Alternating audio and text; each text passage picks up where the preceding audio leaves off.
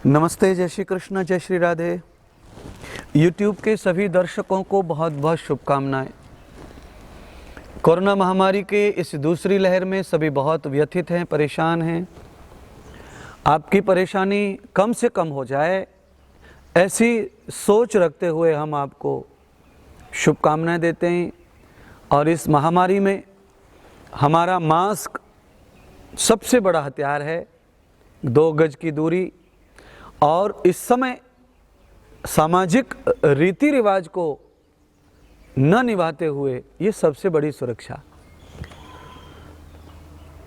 कोशिश की जाए कि समाज की परंपराएं, एक दूसरे की सेवा करना है, ये कायम रहे, पर एक दूसरे के उत्सव में, इसमें उसमें, पार्टियों में, इसमें थोड़ा परहेज रहे, बंधन रहे, तो बहुत सहायता मिलेगी आपको। ये भैया पूछ रहे हैं, विनोद जी गुप्ता, क्या ब्रह्मचर्य पालन करने से बुद्धि का विकास होता है? अगर होता है तो कितने दिनों में, कैसे समझे?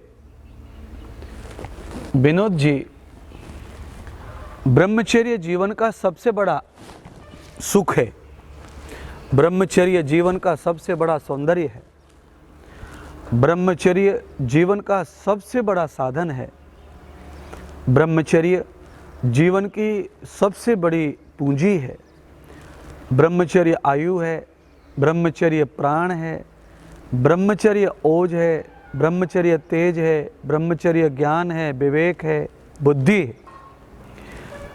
ब्रह्मचर्य व्यक्ति का संपूर्ण साधन है। सबसे पहले मैं कहना चाहूँगा, ब्रह्मम आचरेति गति आत्मा सर्वे जनाः। व्यक्ति ब्रह्म के चरित्र का पालन करे, उसे ब्रह्मचारी कहते हैं। ब्रह्म के आचरण, चरित्र का, परमात्मा ने जो चरित्र हमें दिया है, वेदों के द्वारा जो उपदेश दिया है, उसका पालन करना ही ब्रह्मचर्य है। ब्रह्म आचरणम गति सह गच्छति ब्रह्मो। हम निरंतर ब्रह्म के आचरण को, ब्रह्म की आज्ञा का पालन करने वाले हों, ये ब्रह्मचर्य है एक। दूसरा लौकिक ब्रह्मचर्य है रजवीर पर संयम करना, ये लौकिक ब्रह्मचर्य है, इससे बुद्धि का संबंध है। और ब्रह्मचर्य का सही पालन मैंने अर्थ किया था, उससे भी बुद्धि का संबंध है, क्योंकि जो नहीं दिखने वाली चीज है वो बुद्धि है, मन है, चित्त है। ये सभी विशुद्ध, शुद्ध चाहिए, निर्मल चाहिए। तो निर्मलता के लिए विवेक चाहिए, ज्ञान चाहिए, और ये तभी संभव है जब आदमी ब्रह्मचारी है, लौकिक दृष्टि से भी, शरीर की दृष्टि से भी, रक्त और वीर्य की दृष्टि से भी। ब्रह्मचर्य की जो साधना है वो हमेशा अपने निज कल्याण में सहयोगी है। शरीर के रोगों में, व्याधियों में, सब जगह ये काम आता है। व्यक्ति को संयमी बनाता है। बड़े बड़े नुकसान, बड़े बड़े हिंसा, बड़े बड़े अपमान सहन करने की शक्ति ब्रह्मचर्य से आती है। बड़े बड़े हादसों को भी सहन करने की शक्ति ब्रह्मचर्य से आती है। ब्रह्मचर्य से स्वरूप बनता है, ब्रह्मचर्य से अंदर का बाहर का तप बनता है, स्वरूप तैयार होता है, सूक्ष्म और स्थूल शरीर का स्वरूप बनता है। आपके शरीर से खून निकाल के दूसरे के शरीर में डालने से शरीर बच जाता है, किसी को प्राण आ जाते हैं, शक्ति आ जाती है। ये तो रक्त की महिमा है, वीर की महिमा तो अद्भुत है।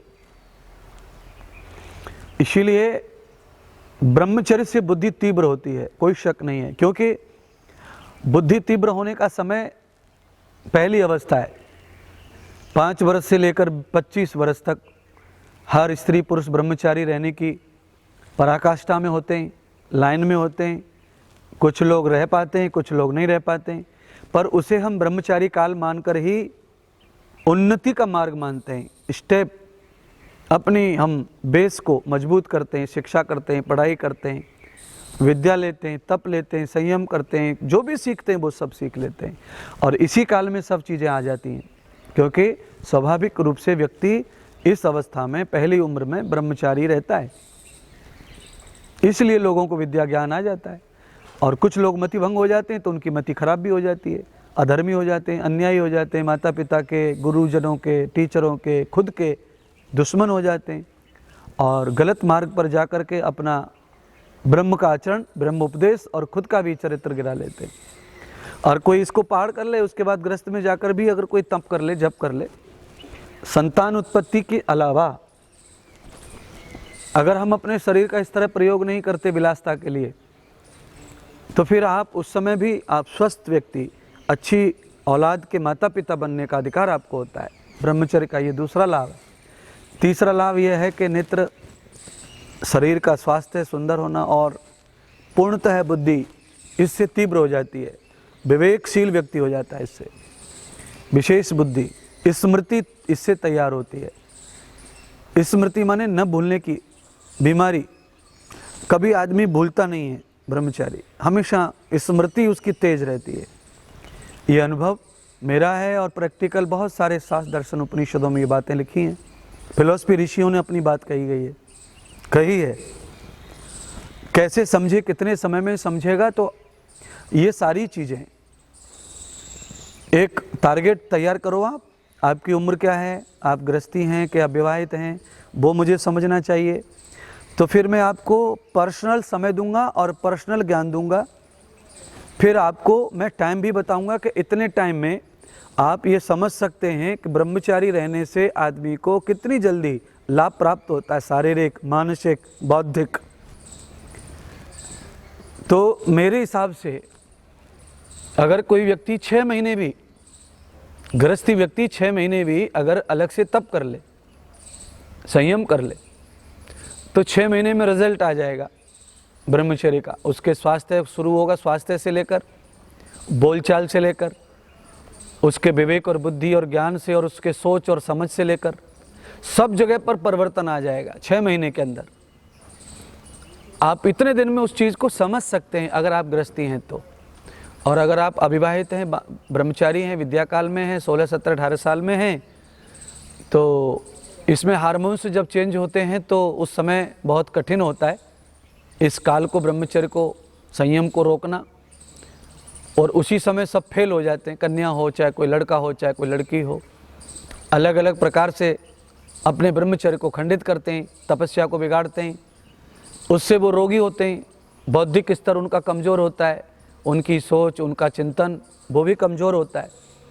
और उस खतरे को, हार्मोन्स टाइम जो बदलता है, 16-17 साल का जो टाइम है, उस समय को अगर कोई पचा लेता है तो वो 100 साल के लिए परमानेंट मजबूत इस्पात का हो जाता है।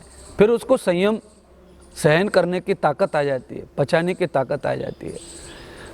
तो आपका सवाल था ब्रह्मचर्य से बुद्धि तीव्र होती है, तो मेरा जवाब है पक्का, वास्तविक होती है, वास्तव में होती है, 100% होती है। कैसे समझे, तो उसके लिए 6 महीने का संयम चाहिए। 6 महीने में पूरी प्रकार से रीति रिवाज शरीर की बदल जाती हैं और आपको उसका अनुभव भी आने लग जाएगा। धीरे धीरे कोशिश कीजिए, पर ब्रह्मचारी रहने के लिए आपको सरल भोजन, सरल व्यवहार, सरल बातें और पवित्र भोजन, पवित्र व्यवहार, पवित्र चित्र, पवित्र चरित्र, ये सब करना पड़ता है। तो ये सब हो जाता है, संभव है। बहुत बहुत धन्यवाद।